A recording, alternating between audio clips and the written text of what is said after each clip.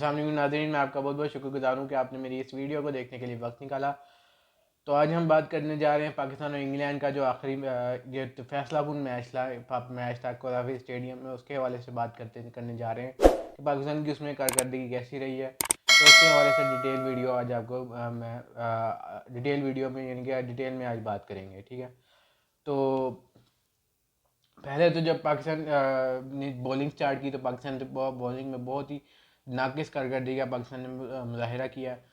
कोई भी ऐसा बॉलर नहीं था, अगर मैच की बात करें तो कोई भी ऐसा बॉलर नहीं था जो कि इंग्लैंड के बैट्समैन को जो है वो रजिस्ट कर रहा है, उनको रन करने से रोक रहा हो, सिवाय हारिस रऊफ के और क्या कहते हैं मोहम्मद हसनैन के, जिन्होंने 2 विकेटें ली हैं।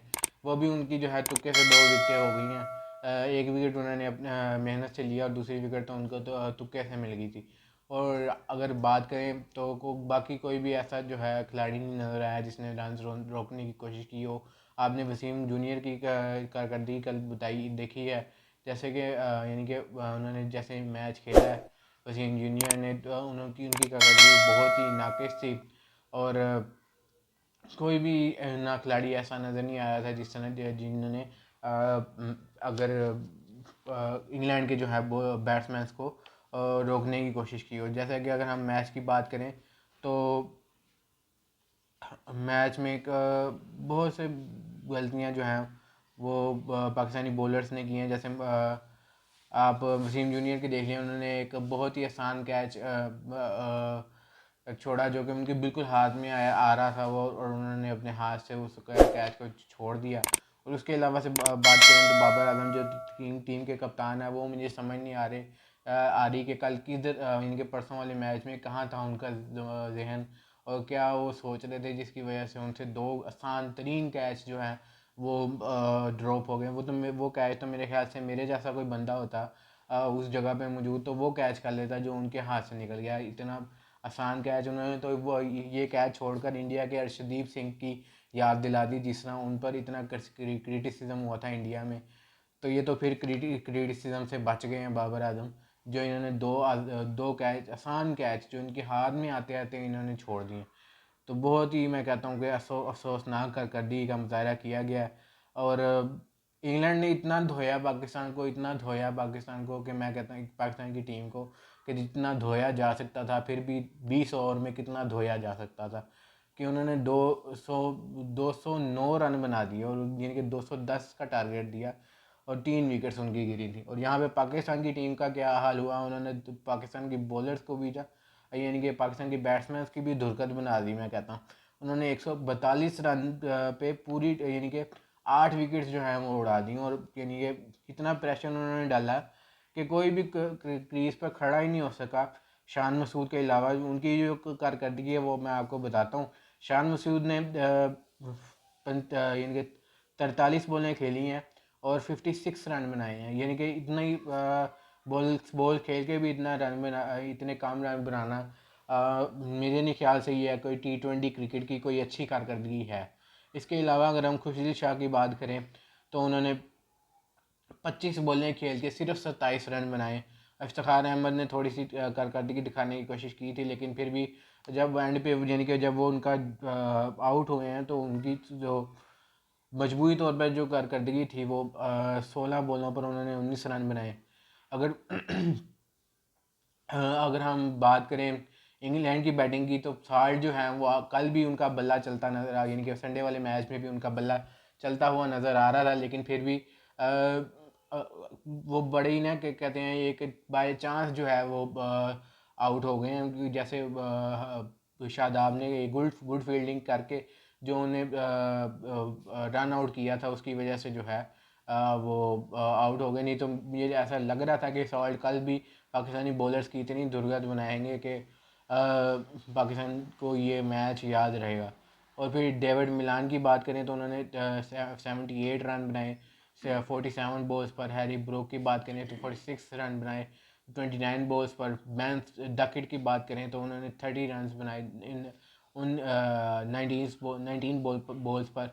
और अगर हम पाकिस्तान की बॉलिंग की बात करें तो मोहम्मद हारिस ने जो है 4 ओवर फेंके, उन्होंने 24 रन खाए हैं। और मोहम्मद नवाज़ ने 12 स्कोर खा लिया पहले ही ओवर में। उसके बाद मुझे ये नहीं समझ आता कि मोहम्मद नवाज़ को बाकी 3 ओवर्स क्यों नहीं कराने, 3 ओवर्स क्यों नहीं कराने के लिए दिए गए, जब आपको नज़र आ रहा था बाबर आजम को कि जो वसीम जूनियर अच्छा परफॉर्म नहीं कर पा रहे, कोई भी विकेट नहीं ले पा रहे और उन रन भी नहीं रोक पा रहे और छक्के चौके खा रहे हैं, तो उनकी जगह क्यों नहीं मोहम्मद नवाज़ को दोबारा वो बॉलिंग दी गई और दूसरा तीसरा या चौथा ओवर कराने के लिए क्यों नहीं, यानी कि उनके 3 ओवर बाकी थे, उनसे 3 ओवर कराए जाते तो विकेट्स यहाँ पे पाकिस्तान हासिल कर सकता था। मोहम्मद हसनैन ने 1 विकेट हासिल की और 32 रन दिए और चार जो हैं ओवर्स फेंके। यहाँ पे मुझे ये नहीं समझ आता, कभी पाकिस्तान की बॉलिंग फेल हो जाती है, कभी बैट्समैन फेल हो जाते हैं और मजमूई तौर पर कोई कारकर्दगी सामने नहीं आ रही। सिर्फ हारिस रऊफ परफॉर्म करते हैं और कोई ऐसा जो है नहीं सामने आ रहा बैट्समैन या बॉलर जो कि अच्छा परफॉर्म कर रहा हो।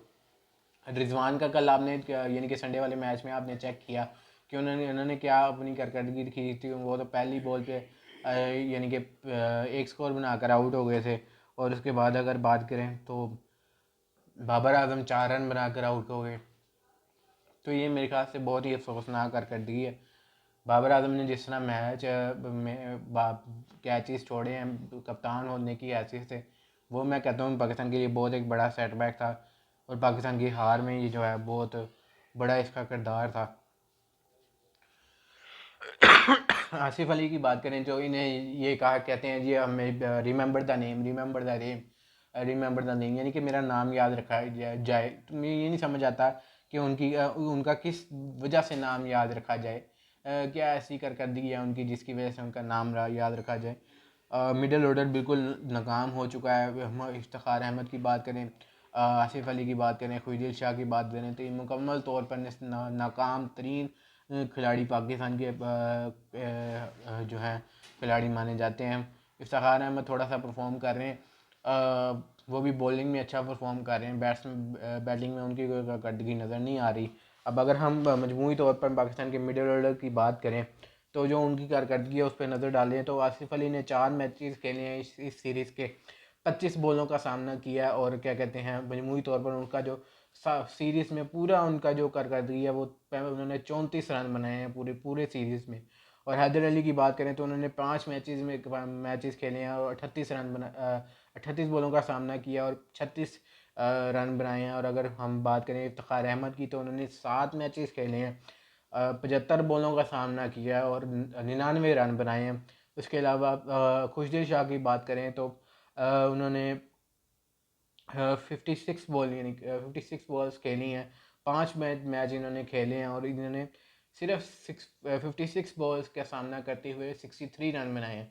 तो ये मेरे ख्याल से बहुत अलार्मिंग सिचुएशन है पाकिस्तानी टीम के लिए कि मिडल ऑर्डर किस तरफ जा रहा है। जब आप जैसे कि देखते हैं कि यहाँ पर कश्मीर प्रीमियर लीग कराई जाती है और यहाँ पर क्या कहते हैं पाकिस्तान सुपर लीग PSL करवाई जाती है। तो इसका ये जो लीग्स हैं इनका क्या मतलब है, क्या मकसद है इन लीग्स का मकसद ये है कि इनमें जो अच्छे खिलाड़ी परफॉर्म कर रहे हैं, जो खिलाड़ी अच्छा परफॉर्म कर रहे हैं उनको चांस दिया जाए टीम के अंदर।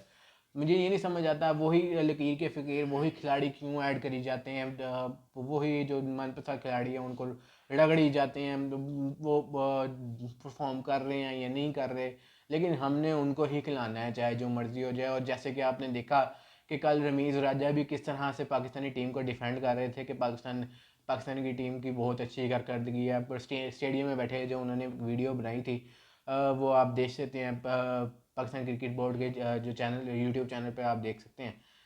उसमें उन्होंने किस तरह से डिफेंड किया है जी कि पाकिस्तान की जो टीम है उसने बहुत अच्छा परफॉर्म किया और बहुत अच्छा क्राउड तो अच्छा था ही, लेकिन सवाल यहाँ पर ये उठता है कि आप क्राउड की उम्मीदों पे पूरा उतरे हैं या नहीं। क्योंकि क्राउड की तो ये उम्मीदें थी कि पाकिस्तान की यानी कि इंग्लैंड की जो टीम है वो पाकिस्तान की सरजमीन पर आई है और यहाँ पर पाकिस्तान वहाँ ये सीरीज़ जीतेगा और बहुत अच्छे मार्जिन से जीतेगा क्योंकि ये हमारी अपनी कंडीशंस हैं, यहाँ पर हमारी अपनी पिचेज़ हैं, हम जहाँ पर अरसा दराज से खेल रहे हैं सारे प्लेयर्स। तो मुझे नहीं समझ आता कि क्यों ये इस तरह की कारकर्दगी का मुजाहरा करते हैं। या तो कोई कुछ मामलात हैं किसी की लाइक डिसलाइक के मामलात हैं जिसकी वजह से आप और क्रिकेटर्स को जो है मौका नहीं देते। आप जैसे कि आप देखें कि पूरी सीरीज़ में अबरार एक है, अबरार अहमद, मेरे ख्याल से गालिबन उनका नाम है, जो बॉलर का स्पिनर है, वो जो है पाकिस्तान के साथ ट्रैवल कर रहे हैं, लेकिन पूरे सीरीज़ में उन्हें एक भी चांस नहीं दिया गया। तो मुझे नहीं समझ आता ये, अगर आपने एक अगर आपको एक बंदा एक बॉलर अच्छा लगा है तो तभी आप उनको लेके गए हैं ना, तो आप क्यों नहीं उन्हें इस्तेमाल कर रहे हैं? पूरी सीरीज़ में उन्हें एक भी चांस नहीं दिया गया कि वो आकर अपनी स्किल्स को साबित कर सकते हैं, उसके अपनी स्किल्स पर जो है आगे काम कर सकते। तो मुझे नहीं समझ आता कि उन्हें क्यों चांस नहीं दिया जाता। और अगर आपने उन्हें नहीं चांस देना था तो आप उस जगह पर किसी और बंदे को चांस दे देते। अब नए खिलाड़ी भी नहीं है, अब नए ट्राई किए और क्या कहते हैं, हम ये सीरीज़ भी हार गए। यहाँ तो ट्राई कर लेते हर जो प्लेयर को, ताकि पता लगता है भाई कि कौन सा प्लेयर कितना परफॉर्म कर रहा है, ताकि आने वाले T20 वर्ल्ड कप में अब आप देखें कि हमारा कितनी कितनी बड़ी बड़ी टीम्स के साथ जो है वो सामना होगा। इंडिया के साथ हमारा है, इंडिया की आप देख लें, इंडिया के सारे प्लेयर्स की कितनी फॉर्म लगी है। वहाँ पे विराट कोहली कितने रन बना रहे हैं, और सूर्या के कुमार यादव उनके कितने रन बना रहे हैं। अगर आप क्या कहते हैं साउथ अफ्रीका की बात कर लें तो उनके मिलर कितना रन बना रहे हैं। और आपने कल का अगर मैच देखा हो इंडिया और साउथ अफ्रीका का, तो किस तरह की फाइटिंग वाला मैच हुआ है। और पूरी 40 ओवर जो खेले गए हैं, यानी कि 20 ओवर इंडिया के और 20 ओवर साउथ अफ्रीका के। तो दोनों को अगर मिला के बात की जाए तो 40 ओवर खेलेंगे, और 40 ओवरों में 450 से ऊपर रन बने हैं पिच पे। तो मुझे नहीं समझ आ रहा कि आजकल के जो मैच T20 क्रिकेट है, इसमें तो कबूल ही नहीं होता ये कि 200 से कम रन बनाया जाए। हम जी वही लकीर के फ़कीर बने हैं, हमने जी 180 रन बनाने हैं, 170 रन में अपने इनिंग्स को ख़त्म कर लेना है। पता नहीं किस लिए जो है अल्लाह की कौन सी करनी हुई है कि हमारे जो है वो बैट्समैन जो हैं वो पहले दूसरे नंबर पर आ गए हैं। मुझे समझ नहीं आई कि किस तरह से ये ऊपर आ गए हैं। ये तो अल्लाह की तरफ से कोई करिश्मा हुआ है, नहीं तो मुझे इनकी कोई कारकर्दगी जो है वो नज़र नहीं आ रही कि किस तरह से परफॉर्म किया जा रहा है। T20 क्रिकेट में अब आप देखें कि कल 10 जो है, यानी कि 17 रन जो है पाकिस्तान ने फ्री में इंग्लैंड को दे दिए। फ्री में जो है इंग्लैंड को दे दिए। 10 रन वाइड के थे और 3 रन लेग बाय के थे। उसके बाद इसके अलावा 4 रन और पाकिस्तान ने फ्री में इंग्लैंड को दे दिए। ये किस तरह की क्रिकेट हो रही है? या आप इतनी वाइड्स करवाएंगे, इतना लेग बाय के रन देंगे, तो कहाँ जाएगी आपका तो फिर कोई चांस ही नहीं बनता। मेरा तो ख्याल है आप अगर आप इस मिडल ऑर्डर के साथ अगर आप परफॉर्म करेंगे तो आपका तो दुर्गत बन जाएगी। हर टीम आपको इतना ज़बरदस्त खेलेगी कि आपको पहले पहले मेरे ख्याल राउंड में से वापस जाना पड़ेगा, घर आपको वापस आना पड़ेगा। और आप देखें तो आगे जो न्यूजीलैंड की ट्राई सीरीज़ होने जा रही हैं 7 तारीख से, 7 अक्टूबर से। तो देखें अब जैसे कि न्यूजीलैंड के कप्तान ने भी कहा है कि हमारे लिए ये बहुत अच्छा है, और हमें बहुत वो कॉन्फिडेंस मिलेगा इस सीरीज़ से। तो आपके अंदर की कॉन्फिडेंस क्यों नहीं आ रहा कि आप हर टीम को पहले हराने की सलाहियत रखते थे। अब आप क्यों इस तरह की परफॉर्मेंस दे रहे हैं कि छोटी सी। अब ये देख लें आप, इंग्लैंड की जो टीम है इसमें बहुत से खिलाड़ी ऐसे हैं जो क्या कहते हैं T20 में, यानी T20 वर्ल्ड कप में बहुत से उनके बड़े खिलाड़ी जो हैं वो शामिल किए जाएंगे, जैसे कि बेन स्टोक शामिल हो जाएंगे। फिर उसके बाद इनका जो है बटलर शामिल हो जाएंगे। वो सब बहुत ज़्यादा और खिलाड़ी शामिल हो जाएंगे जो बड़े खिलाड़ी हैं उनके। वो तो अभी सीरीज़ में थे ही नहीं, तो पाकिस्तान की क्रिकेट का ये हाल हुआ है। तो आगे जब वो खिलाड़ी बड़े बड़े खिलाड़ी जो अच्छे खेलने वाले हैं वो टीम में शामिल हो जाएंगे, तो वो क्या हाल करेंगे पाकिस्तानी बॉलर्स का। वो तो अल्लाह का शुक्र होगा अगर शाहीन अफरीदी थोड़ा वापस आ जाए अपने फॉर्म में उसे, और इसी तरह से हम तो दुआ गो हैं कि अगर वो उसी फॉर्म में अपने पहले वाली फॉर्म में वापस आते हैं तो फिर पाकिस्तान के लिए जो है अच्छा रहेगा। नहीं तो पाकिस्तान के लिए बहुत मुश्किल हो जाएगी। क्योंकि आपके पास एक ही बॉलर है, हारिस रऊफ़, उसके अलावा आपके पास कोई ऐसा बॉलर नहीं है जिस पर आप रिलाई कर सकें, क्योंकि पाकिस्तान की पूरी टीम ही ना किसी खिलाड़ी पर रिलाई करती है। अगर हम देखें तो शादाब खान पहले इतने ज़बरदस्त खिलाड़ी थे, अब देखने उनकी कारकर्दगी क्या जा रही है। वो पहली दूसरी बॉल, तीसरी बॉल, चौथी बॉल पे आउट हो जाते हैं। पहले वो इतने अच्छे बैट्समैन थे, अब वो मेरे ख्याल से बॉलिंग पर ज़्यादा तवज्जो दे रहे हैं, तो वो बैटिंग कर नहीं पा रहे। हालांकि पाकिस्तान की बैटिंग का मसला है, लेकिन मुझे नहीं समझ आ रहा कि बैटिंग में क्यों नहीं अपनी तवज्जो दी जा रही। ऑलराउंडर जो हैं वो भी फेल हो रहे हैं। जैसे मोहम्मद नवाज़ की बात कर ली जाए, कोई भी ऑलराउंडर नहीं चल पा रहा। पाकिस्तान को बहुत जो है एक बैटिंग ऑलराउंडर की बहुत ज़रूरत है जो कि अच्छा परफॉर्म कर सके।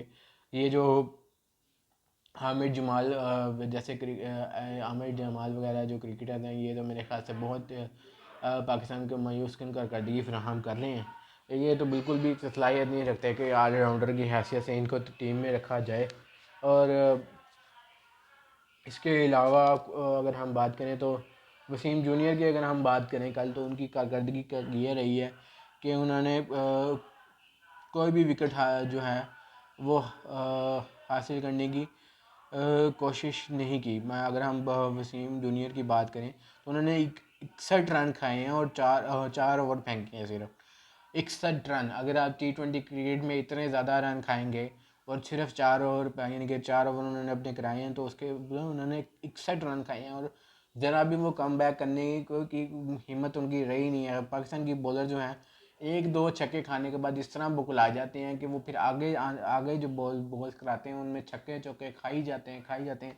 इससे पहले ये प्रॉब्लम खुर्शीद शाह के साथ, ये खुर्शीद शाह सॉरी क्या कहते हैं, शाहनवाज दानी के साथ थी। तो मुझे नहीं समझ आ रहा कि क्या पाकिस्तान की कारकर्दगी जा रही है।